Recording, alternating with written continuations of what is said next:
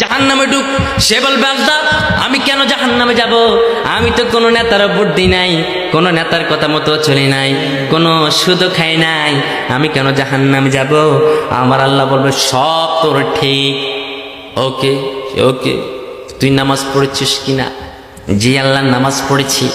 প্রতিদিন তুই তাশাহুদের ভিতর দুরূদ শরীফের ভিতরে কি পড়তি?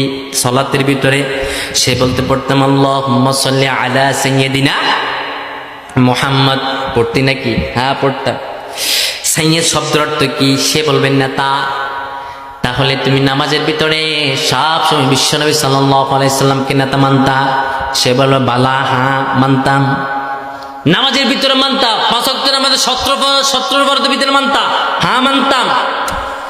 যখন তুমি মসজিদ থেকে বের হয়ে যেতা তাহলে কাকে নেতা মানতা? তখন বলতো আল্লাহ, তখন তো আর বিশ্বনবীকে নেতা মানতাম না, তখন বলতাম অমুকের আদেশের সৈনিক আমরা। আছে না নাই? আছে।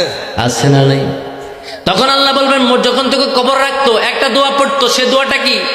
সে বলবেন বিসমিল্লাহি আলা মিল্লাতি রাসূলিল্লাহ।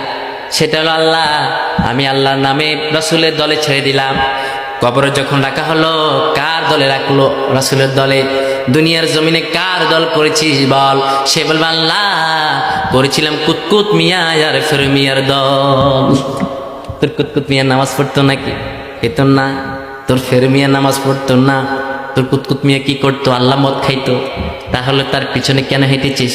আল্লাহ হেঁটেছি কিছু টিসিবির কার্ডের জন্য, হেঁটেছি কিছু সরকারি মালের জন্য, কারণ তার সঙ্গে হাঁটলে সরকারি মাল খাওয়া যায়।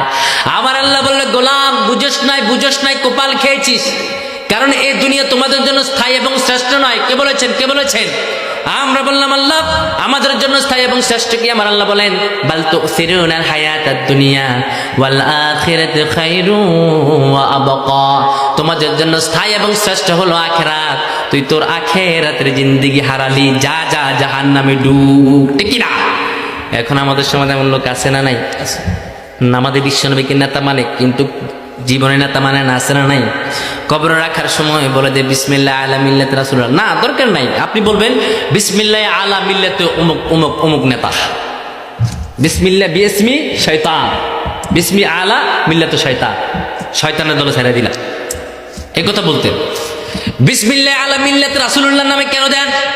এই লোক জীবিত অবস্থা রাসূলকে মানে নাই, রাসূলের কোনো আইন মানে নাই। আমরা বললাম আল্লাহ আপনার আইনটাকে আপনি বলে দেন। আমার আল্লাহ বলেন পড়েন আমার আইন হলো এমন আইন, আমার আইন দিয়ে যে সমাজ পরিচালনা করা হয়, সমাজের ভিতরে যিনি শান্তি দেয় তিনি কে? আমরা বললাম আল্লাহ যারা আপনার আইন মানে না এগুলা কি? এগুলা কি? এগুলা কি? আমার আল্লাহ বলেন পড়েন وَمَنْ لَمْ يَحْكُمْ بِمَا أَنْزَلَ اللَّهُ فَأُولَئِكَ هُمُ الْكَافِرُونَ وَمَنْ لَمْ يَحْكُمْ بِمَا أَنْزَلَ اللَّهُ فَأُولَئِكَ هُمُ الْفَاسِقُونَ وَمَنْ لَمْ يَحْكُمْ بِمَا أَنْزَلَ اللَّهُ فَأُولَئِكَ هُمُ الظَّالِمُونَ।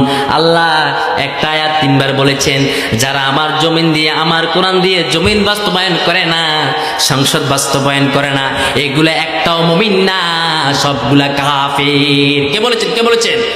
যারা কোরআন দিয়ে সমাজ বাস্তবায়ন করে না এরা কাফের, যারা কোরআন দিয়ে জমিন বাস্তবায়ন করে না এরা কাফের, যারা কোরআন দিয়ে সমাজ বাস্তবায়ন করে না সংসদ বাস্তবায়ন করে না এরা জালেম, এরা ফাসিক। প্রতিটা শব্দ কার? আল্লাহ। আরো জোরে বলেন কার? কোরআনের।